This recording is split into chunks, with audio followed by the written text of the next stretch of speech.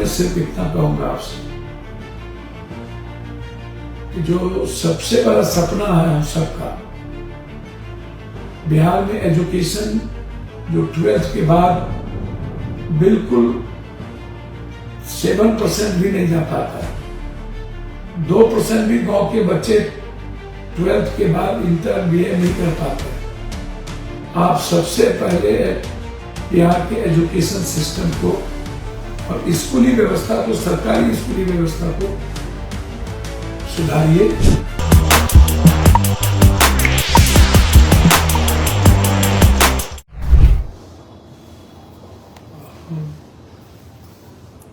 हम चाहते हैं कि इस लोकतंत्र के महापर्व में जो बिहार की जनता ने महागठबंधन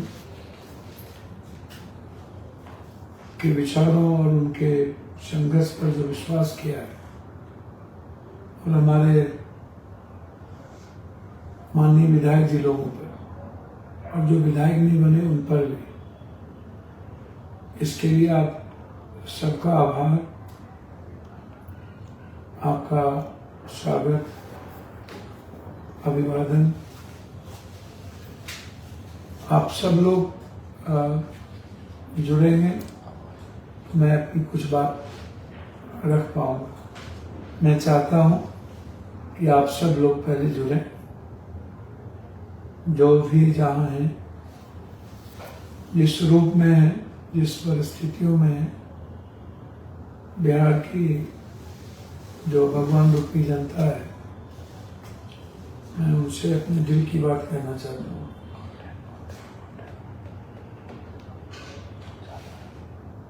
मैं चाहूंगा कि आप सब लोग जुड़े, फिर मैं अपनी बात शुरू करूं।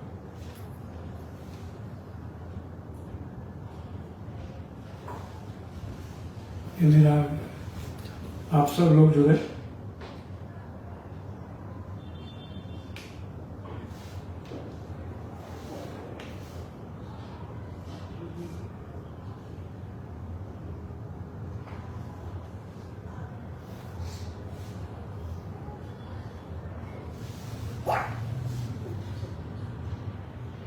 आप सब जुड़ेंगे तो मुझे संवाद करने में आप सबको सबसे अच्छा लगेगा।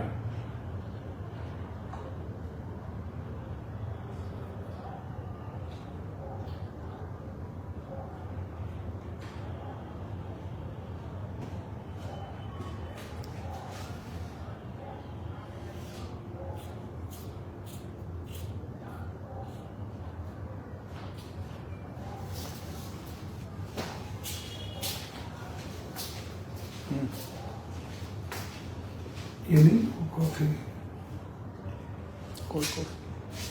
लाओ, तत्काल दे दो। कुर्सी दे।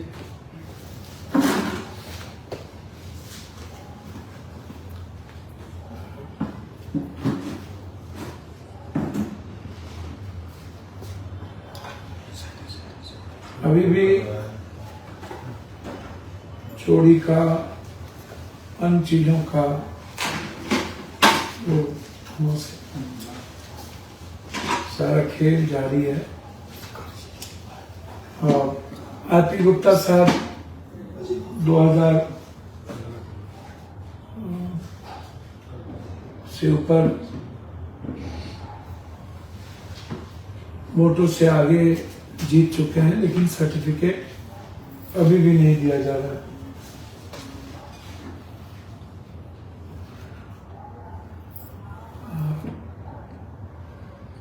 मैं समझता हूं इस तरह बसपा के उम्मीदवार रामगढ़ में जीत गए हैं, सतीश यादव जी, उन्हें भी सर्टिफिकेट नहीं दिया जा रहा।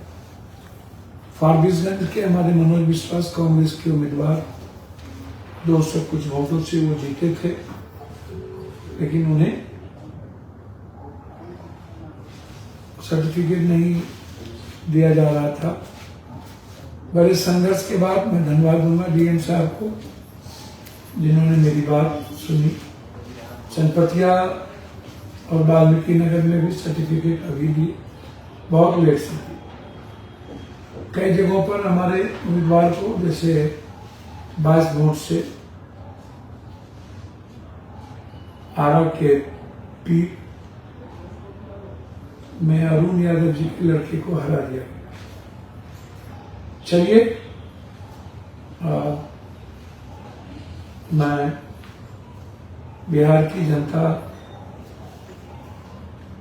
को धन्यवाद देना चाहूंगा, स्वागत करूंगा।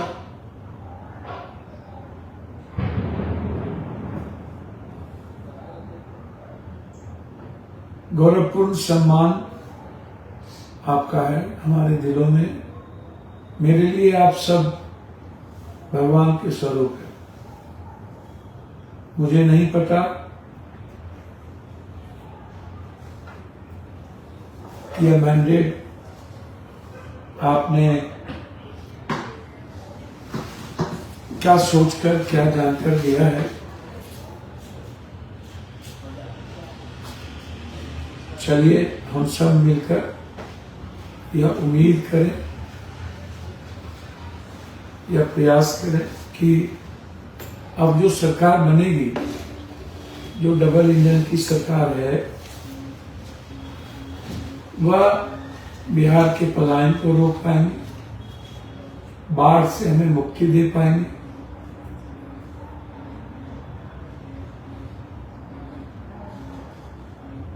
हमारे बच्चों का भविष्य खराब नहीं होगा, रोजगार मिलेगी। जिन गरीबों को 10,000 रुपया दिया गया, महिलाओं को, मिडिल क्लास को 20,000 करोड़ सरकारी पैसे, अंतिम पैसे दिए गए 6 तारीख को। स्वाभाविक है, मेरी मां बहनों के हाथ में जब 20,000 रुपया, 20,000 करोड़, 10,000 रुपये जाएंगे, तो महिलाएं इतनी ईमानदार होती है, वो लेती है तो वह वोट या ईमानदारी से काम करती है। पुरुष से कई करोड़ गुना ज्यादा ईमानदार हमारी माँ बहनें होती हैं। मुझे नहीं पता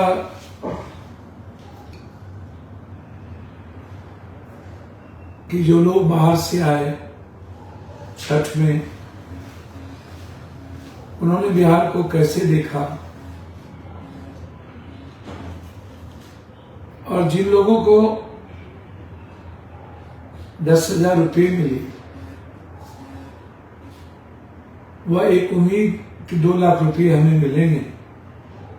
10,000 में एक बकरी खरीद लिए, कुछ मुर्गे खरीद लिए। इस तरह की बातें लगातार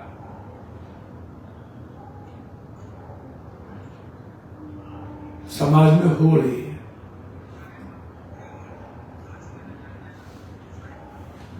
मैं पहले भी कह चुका हूं, अब फिर अभी भी कह रहा हूं, और खासतौर पर सीमांचल और कोसी की जनता से किया, मेरे जैसे लोगों के लिए अनुकूल समय राजनीति करने का नहीं है।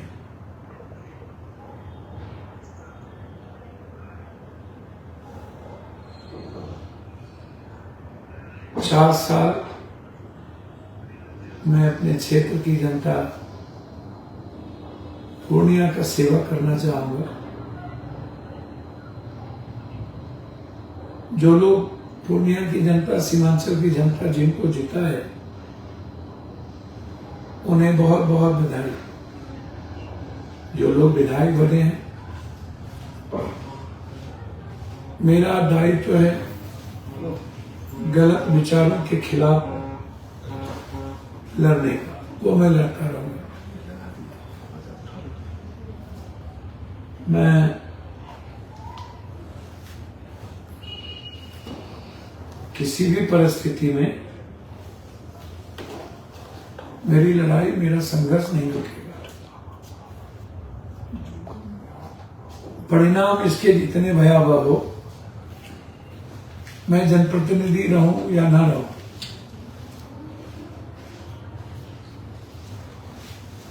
लेकिन गलत विचार, गलत व्यवस्था और गलत तरीके के खिलाफ महाभारत से भी कठोर जंग होगी।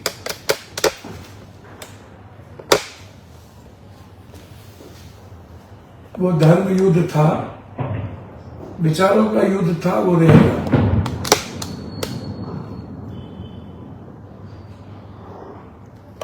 कौन पत्थर है, कौन शीशा है।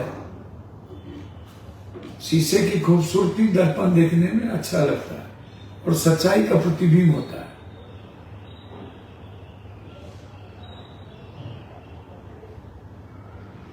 मुझे लगता है कि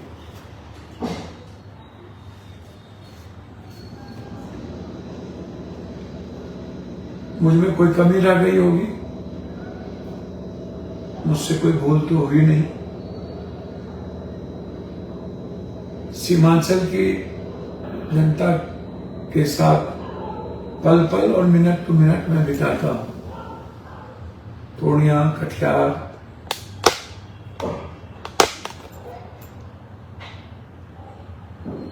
मधेपुरा, सहरसा, सुपौल, और मैं बहुत किसी आलोचना में नहीं रहता।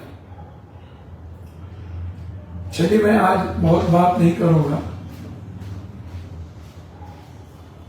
क्या वाकई ये जीत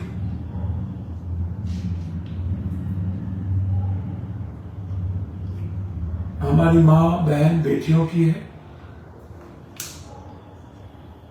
एक वीडियो में देख रहा था जिसमें चुनाव आयोग का एक बयान था कि 7 करोड़ 42 लाख वोट।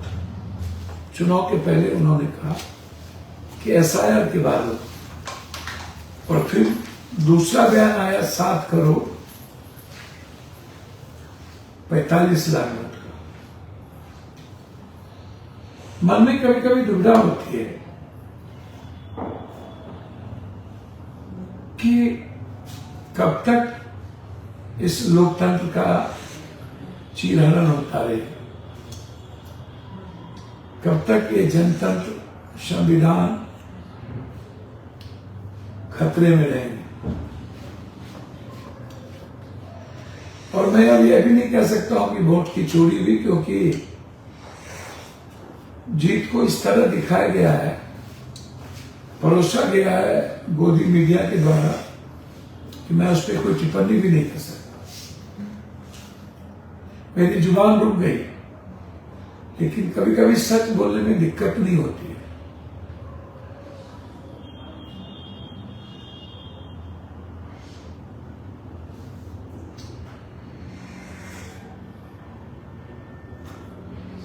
क्या सीमांचल के बाहर, जहां ओबीसी जी ने टिकट दिया, वहां पर 2000, 4000, 5000 से ज्यादा वोट क्यों नहीं आए? सीमांचल में ही उन्हें मत क्यों मिले? क्या सीमांचल के मुसलमान भाई बीजेपी को जिताना चाहते थे, या वो अपने राइट के लिए लड़ना चाहते थे? तो फिर पूरे बिहार के मुसलमान भाई को लड़ना चाहिए था अपने राइट के लिए।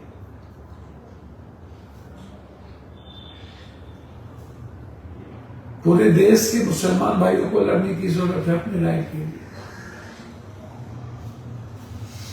आज मोदी जी ने तो कह ही दिया कि अब बिहार की जीत से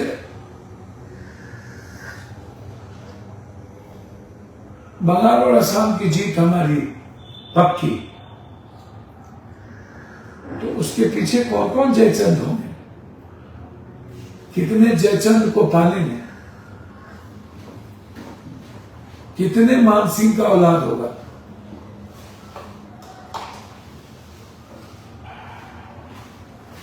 यह समझने की जरूरत है।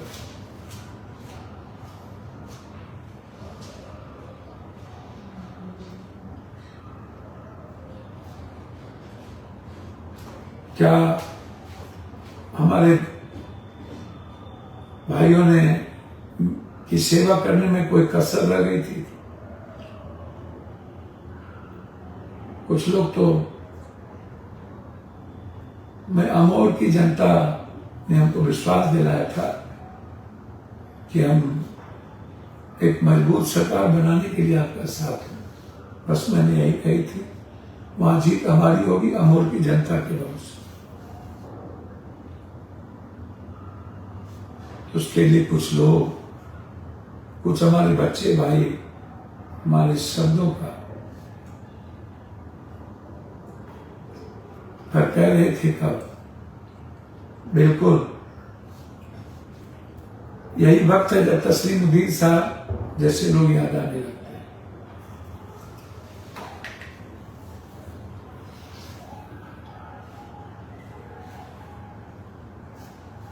चलिए, आपने जिताया,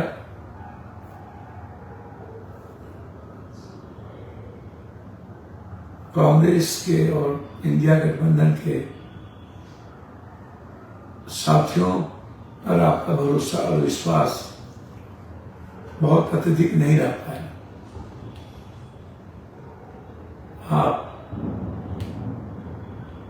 मैं उम्मीद करूंगा कि जरूर वो आपकी सेवा करे, आपकी मदद करे।